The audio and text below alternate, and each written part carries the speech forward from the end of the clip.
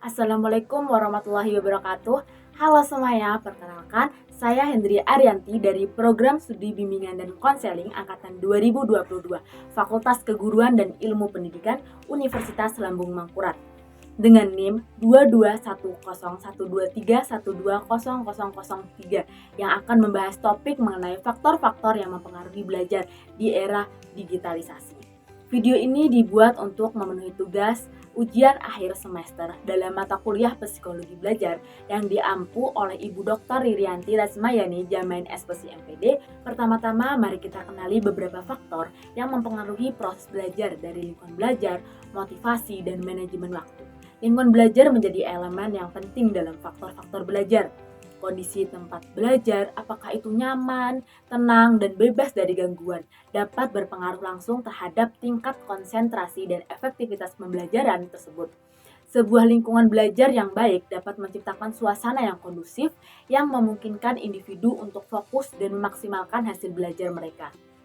Selain lingkungan belajar, motivasi juga menjadi faktor kunci yang memainkan peran penting dalam proses belajar. Bagaimana seorang menemukan semangat untuk belajar, apakah sudah memiliki tujuan yang jelas atau tantangan yang ingin dicapai.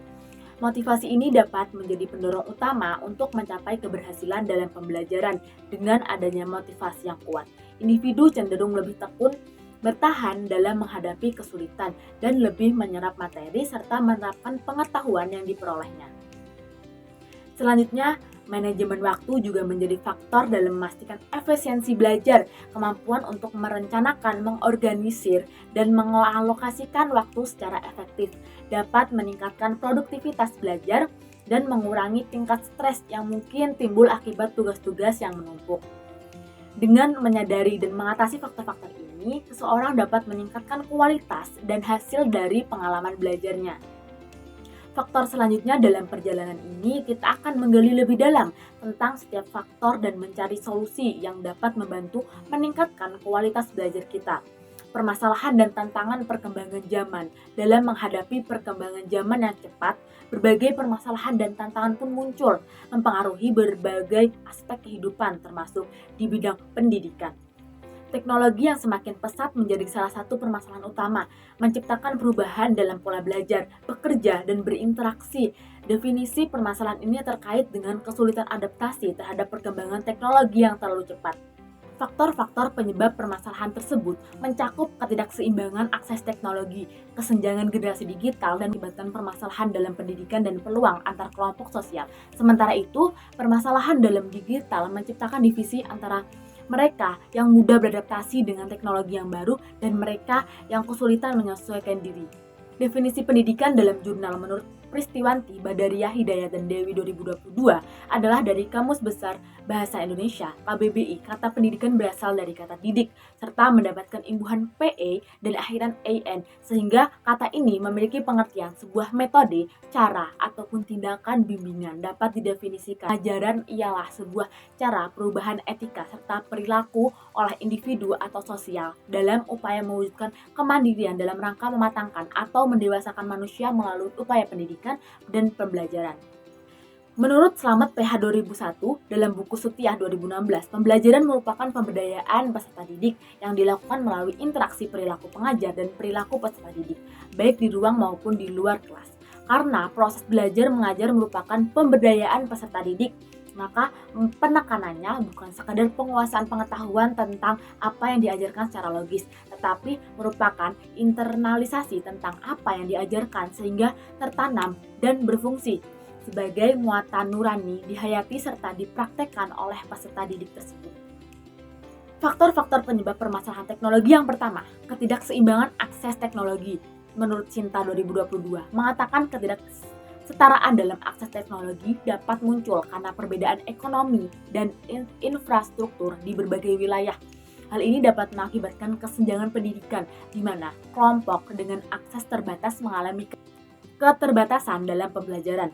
Yang kedua, yaitu kesenjangan generasi digital dalam jurnal Putri 2023. Perbedaan pemahaman dan penerimaan terhadap teknologi antara generasi menciptakan kesenjangan digital.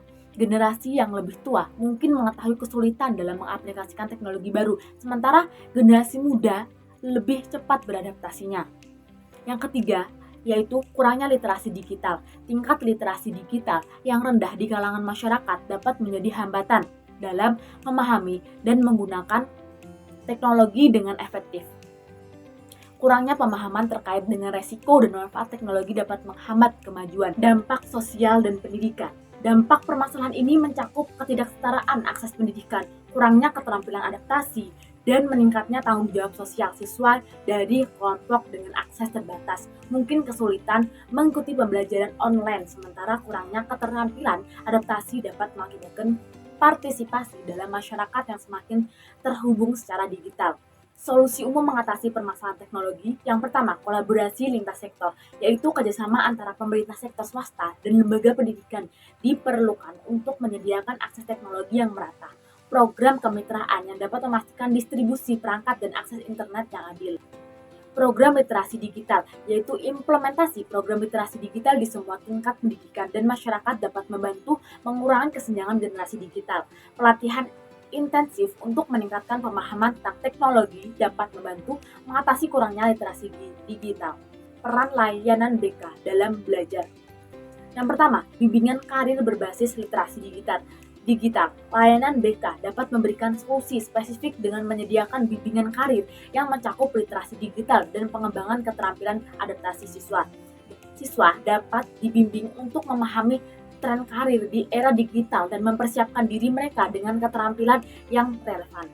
Yang kedua, program pengembangan diri, di mana program ini di bawah layanan bimbingan dan konseling dapat membantu siswa meningkatkan keterampilan sosial dan emosional mereka. Aspek-aspek ini penting dalam menghadapi perubahan zaman, memungkinkan siswa untuk lebih tanggap dan adaptif terhadap perubahan. Yang ketiga, ada konseling individu dan kelompok. Konseling ini bertujuan untuk membantu siswa mengatasi tantangan psikososial yang mungkin muncul akibat perubahan zaman. Dengan memberikan ruang untuk berbicara dan memahami perasaan siswa, siswa dapat lebih siap menghadapi perubahan dan meraih potensi penuh mereka. Melalui pendekatan ini, layanan BK dapat menjadi strategis dalam membantu siswa mengatasi permasalahan dan tantangan perkembangan zaman secara efektif dengan menggunakan solusi umum lintas sektor dan pendekatan khusus. BK masyarakat dapat mencapai inklusivitas dalam kesetaraan dalam menghadapi perubahan zaman yang terus berlanjut.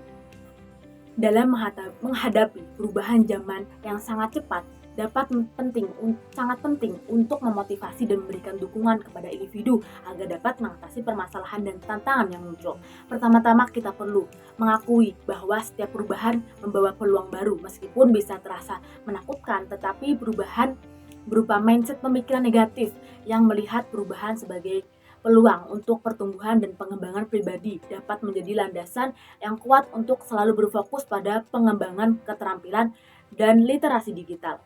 Dalam era ini, keterampilan teknologi menjadi sangat penting, dan dengan meningkatkan pemahaman terhadap alat-alat digital, individu dapat memperluas peluang mereka dalam berbagai bidang. Selanjutnya, penting untuk membangun jaringan dan koneksi dengan orang-orang yang memiliki pengalaman dalam menghadapi perubahan serupa. Bertukar pengalaman dan memperoleh wawasan dari orang lain dapat memberikan pandangan baru dan strategi yang efektif. Motivasi juga dapat ditemukan melalui penguatan keterampilan sosial dan emosional. Kemampuan untuk beradaptasi dengan lingkungan baru, menjadi hubungan yang baik, dan mengelola stres adalah aspek-aspek kunci dalam mempertahankan keseimbangan dalam hidup. Mendorong diri sendiri untuk terus belajar dan berkembang juga merupakan bagian penting dari perjalanan pada diri sendiri. Dengan merubah sikap belajar sepanjang hayat, individu tetap relevan dan siap menghadapi apapun yang mungkin muncul di masa depan. Bagi individu untuk mendapatkan dukungan, baik dari teman, keluarga, maupun sumber daya bimbingan dan konseling, memiliki jaringan dukungan yang kuat dan dapat memberikan kepercayaan diri dan rasa aman yang diperlukan untuk mengatasi tantangan.